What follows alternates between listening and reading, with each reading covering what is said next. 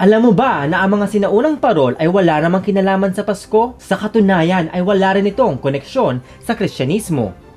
Di nga. Paano naman nangyari yun? Wait lang, if you do not understand or speak Tagalog, check out the links up here or down below for the older English version of this video. Now back to our topic.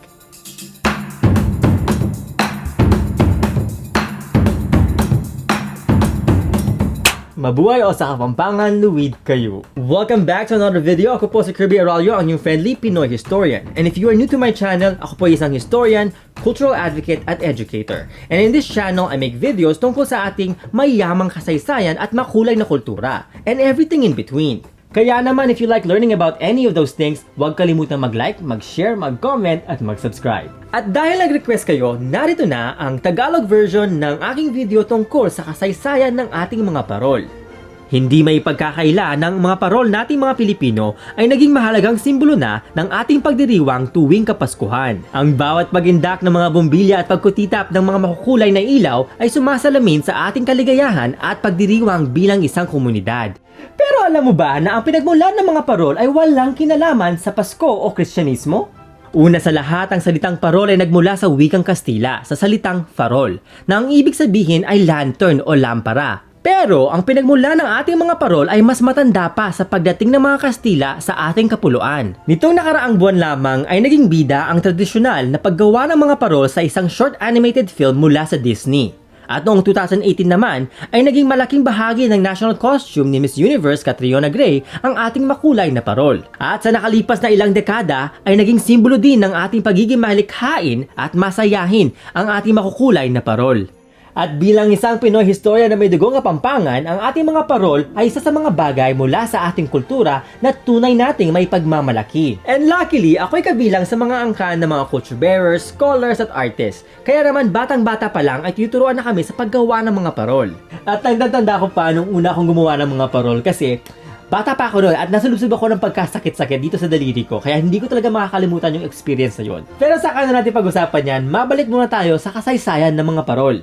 Sa ngayon, kung tatanungin natin ang marami sa ating mga kababayan, ang five-pointed star o ang hugis bituin ng ating mga parol ay sumisimbolo o sumasagisag sa bituin o tala ng Bethlehem, na siya namang gumabay sa tatlong hari upang marating ang lugar kung saan ipinanganak si Jesus. Pinaniniwalaan na ang mga sinag nito ay kumakatawan sa tagumpay ng liwanag laban sa kadiliman, ng tagumpay ng kabutihan laban sa kasamaan. At ayon sa official history ng ating mga modernong parol ay nagmula umano ang ating mga parol sa Pampanga noong 1904 o 1908. Mula sa likhang parol ng napakagaling na artist o manlilikha na si Francisco Estanislao ng San Fernando, Pampanga. At ito'y gawa sa kawayan, papel de hapon at pinaiilawan gamit ang mga kandila. At noong naging laganap na ang elektrisidad o kuryente sa bansa noong 1930s, ay saka naman ito nagsimulang mag-evolve sa mga sumasayaw na mga makukulay na ilaw na pamilyar sa atin ngayon.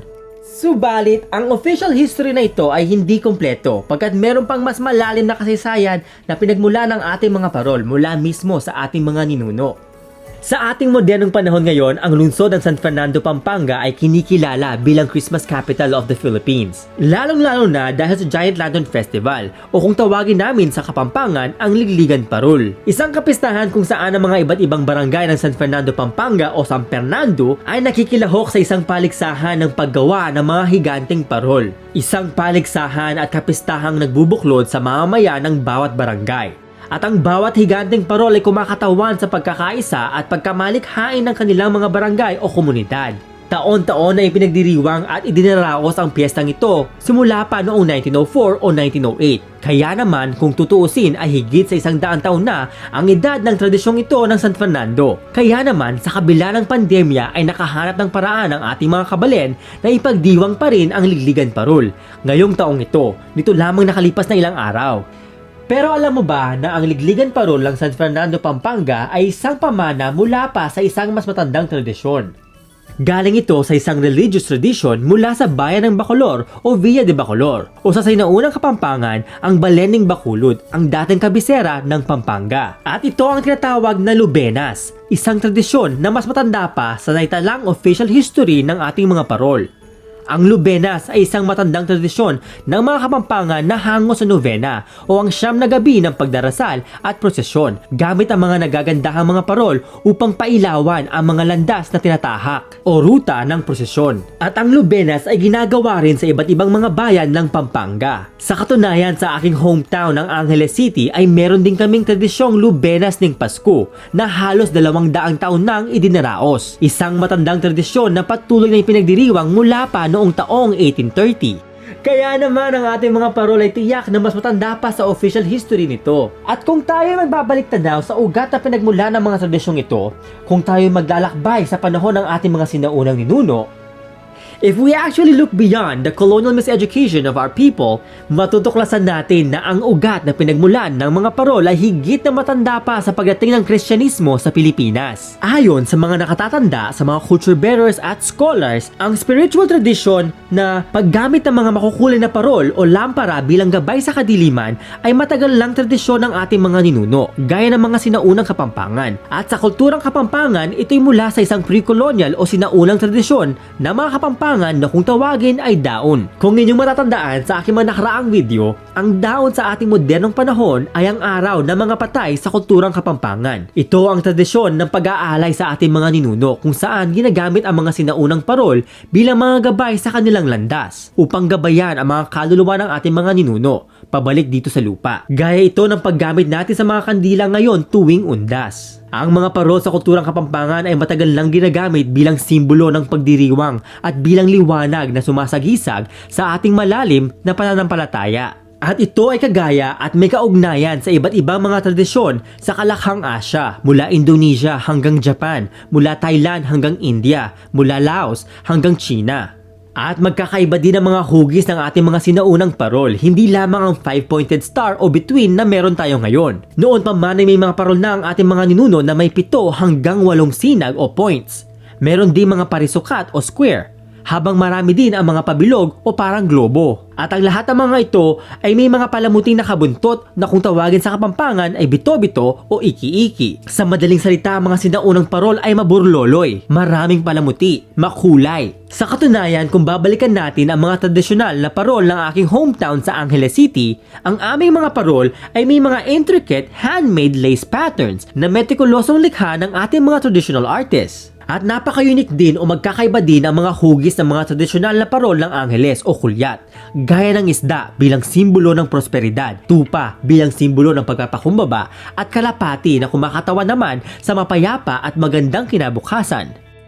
Pero wait lang, di ba sabi mo kanina na ang mga parol ay o salitang parol ay mula sa wikang Kastila? So ano nga ba ang tawag natin sa mga sinaunang parol? Sa wikang Kapampangan, ang mga sinaunang parol ay tinatawag na sulugi, sumbu, sulu o paritan. At noong unang panahon, ang mga parol ay hindi nabibili o ibinibenta. Ang mga ito ay nililikha mismo sa bahay ng mga pamilyang Kapampangan. Ang paggawa nito ay isang tradisyon na nagbubuklod sa buong pamilya, kung saan nagtitipon ang buong pamilya at tulong-tulong sa paglikha ng parol na siya namang sumasagisag sa kanilang angkan. Mahalagang tandaan na ang ating mga parol ay hindi lamang mga display o palamuti tuwing Kapaskuhan. Ito higit pa sa pagsayaw ng mga ilaw. Ang parol ay mula pa sa ating mga ninuno at magpahanggang sa ngayon ay isang ilaw na nagbubuklod sa ating mga mahal sa buhay. Isang ilaw na nagbubuklod sa ating komunidad. Isang ilaw na sumasagisag hindi lamang sa ating maligayang pagdiriwang, pagkat ito ay isang ilaw na sumasalamin din sa ating pagkakaisa at sama-samang pagtutulungan. Isang talang nagniningning bilang ating gabay sa mas magandang kinabukasan para sa ating mamamayan. Kaya naman talagang napakalalim ng diwa, ng tunay na diwa ng ating mga parol. Hindi lamang ito mga pailaw o display o dekorasyon o palamuti. At napakarami pa rin talaga ng ating mga dapat aralin, ng ating mga dapat alamin, ng ating mga dapat pag-aralan, mga dapat itama tungkol sa kasaysayan ng ating sambayanan at sa ating makukulay na kultura. Kaya naman, i-check lamang ang mga link sa itaas o sa ibaba para sa ragdagang mga video tungkol sa ating makulay na kultura at mayamang kasaysayan. Kaya lagi ring tandaan, know your roots at no history, no self. Now I understand that ang mga binahagi ko sa inyo ay mula sa perspektibo o perspective ng isang Filipino historian at culture bearer mula sa kulturang Kapampangan. Kaya naman, kung meron kayong mga nais idagdag o ibahagi mula sa inyong mga kultura ay huwag mahiyang mag-comment sa ibaba. Honestly, I appreciate it when you also share knowledge. I appreciate it when there's a lively conversation going on in the comments below. I appreciate a lively debate. but not when people start throwing shade, when people start spreading hate. Kaya naman, bago kayo makipag-away, bago kayo makipagsigawan sa comments sa ibaba, alalahanin natin ang tunay na diwa ng Kapaskuhan na ating ipinagdiriwang ngayon. Sabi nga ng kanta, why don't we spread love on Christmas Day? At para sa karagdagang kaalaman tungkol sa mga parol ay abangan nyo na rin ang aking collab kasama ang isang napakahusay na scholar at napakahusay na eksperto pagdating sa mga parol na si Professor Dominic Contado mula sa FEU at UP Diliman. At sa lahat ng ating mga kababayan sa Pilipinas o sa anumang bahagi ng mundo sa buong mundo or universe rather, maligayang Pasko po. O sa Kapampangan, Paskong Mayap ng Dispo kay Hongan. At muli po ako nagpapasalamat, taus-puso nagpapasalamat sa lahat ng mga nag-donate sa aking birthday/holiday fundraiser para sa Bayanihan Relief and Rehabilitation upang tulungan ang ating mga kababayang nasalanta ng bagyo o kalamidad. At sa mga gusto pang tumulong ay hindi pa huli ang lahat, kaya naman i-check lamang ang mga links sa ibaba para sa haragdagang impormasyon. Make a donation today, spread love on Christmas Day, and help our kababayans back at home. At hanggang dito na lamang muna sa ngayon. Huwag kalimutan mag-like, mag-share, mag-comment at mag-subscribe.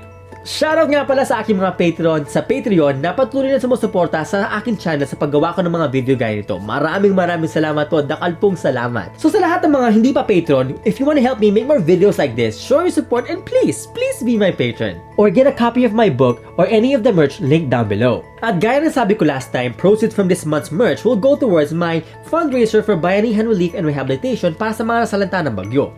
Kaya naman get your merch today. Nagka-merch ka na, nakatulong ka pa sa ating mga kababayan. At abangan nyo na rin ang aking mga pamaskong handog sa inyo, mga pamaskong regalo at paraffle sa inyo mga aking mga loyal followers, viewers at subscribers. Kaya naman, i-follow nyo na ako sa aking social media, sa Facebook, sa Instagram at iba pa para sa mga upcoming announcements. Maraming salamat po, dakal pong salamat. Hanggang sa muli, kita-kits o sa Kapampangan, Mikitix!